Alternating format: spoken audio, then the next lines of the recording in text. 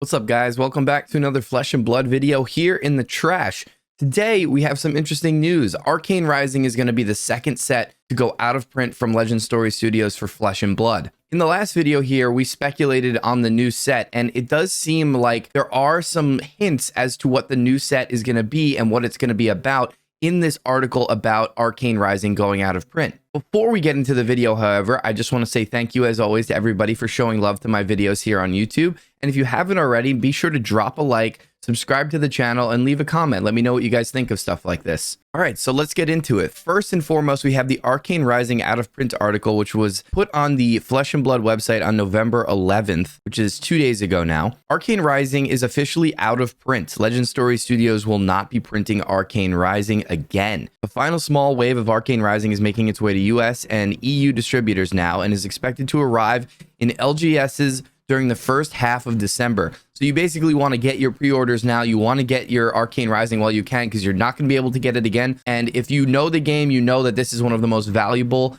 and precious sets to get, considering all of the great equipment and other just staple cards printed in it. At the end of the article here, they do say that as with all Flesh and Blood cards that were originally printed in Arcane Rising may be printed in future sets. Wink, wink. Here, we can see Arcanite Skullcap, which is obviously a tease to them releasing it in the new set. If you watched the last video, ding, ding, ding, Andy was right. Got my prediction right. Check off for me. Success. We're going to get a reprint of Arcanite Skullcap. Now, when Crucible of War went out of print, we saw insane price spikes in a lot of the cards that were from that set, especially the equipment and the Chase Majestics. And with Arcane Rising, we are seeing a bit of a boost as well. Cases of unlimited Arcane Rising are currently going for around $490 to $500 online, which is pretty darn high. If you're looking to get an Arcane Rising case or even just a box, I would definitely suggest looking to your LGS right now. I'm sure they'll have good prices, and hopefully you can pre-order them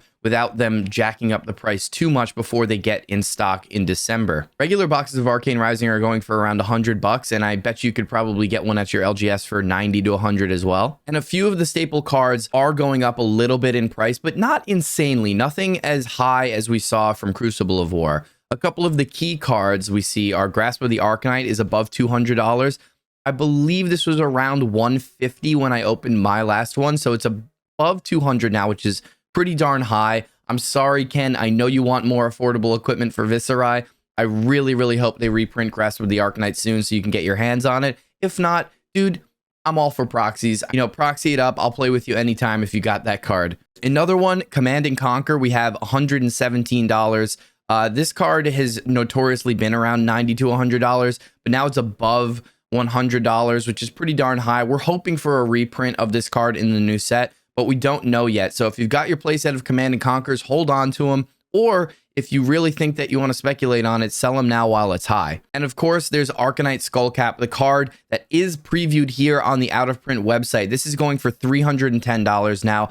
I picked mine up for around $250 at the calling in Cincinnati, but I do believe that this is going to go down, especially since it's about to get reprinted. So if you want the cold foil or the regular foil, rainbow foil ones, maybe now's not the best time to buy them because they are going to be high. And when the new set comes out, there's going to be more of them in the market. So you can wait, I think, and see if you either want the regular non-foil version potentially in the next one, or if you want to invest in the rainbow foil, which is going to probably stay around $250 to $300 when the new set releases. If you look at the bottom of Arcanite Skullcap here, what's really interesting is that you can see a set symbol for EVR. Now, EVR leads us to a bunch of different questions. What's the new set going to be called? What is this about? And a lot of people have already been speculating that this is going to be the Everfest Carnival. If you don't know what the Everfest Carnival is, it's an interesting traveling carnival in Aria that was detailed in the lore for Tales of Aria. Now, if we're going to assume that this is the new set given EVR on the bottom of the Arcanite Skullcap,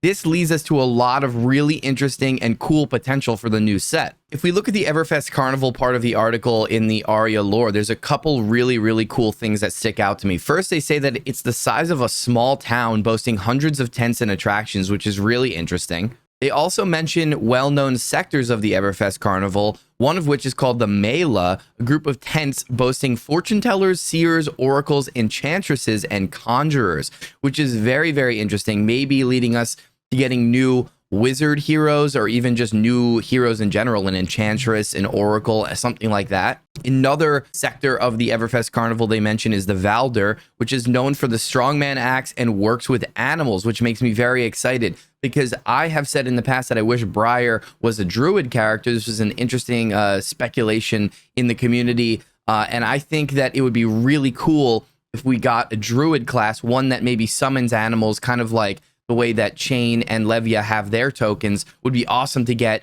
onboard effect tokens that represent animals. At the end of this first section here, they talk about how this carnival is really just all about entertainment. It has, you know, the classic pillars of a carnival or like almost a circus type thing, which is amazing because I think that's going to lead to some really, really cool and flavorful art if this is indeed the set. Now, obviously, this isn't a ton to go off, but it is really cool to speculate on the new set being set in the Everfest Carnival, coming off of Aria and going immediately into this new supplementary set where we're going to get new heroes, potentially, and new cards for every hero in the game. I do think it's an amazing sign that we're going to see Arcane Skullcap reprinted, and I'm psyched that I actually got my one prediction correct so far. But what else do you guys want to see from the set? Would you be psyched if this was the Everfest Carnival? Let me know. Tell me in the comments. Let me know what you think, and if there's anything that you want specifically from this new set. Also, let me know what your favorite card from Arcane Rising is. It can be a generic, it can be anything. Just let me know because this is actually my favorite set in the game other than Crucible of War. I loved opening Crucible of War.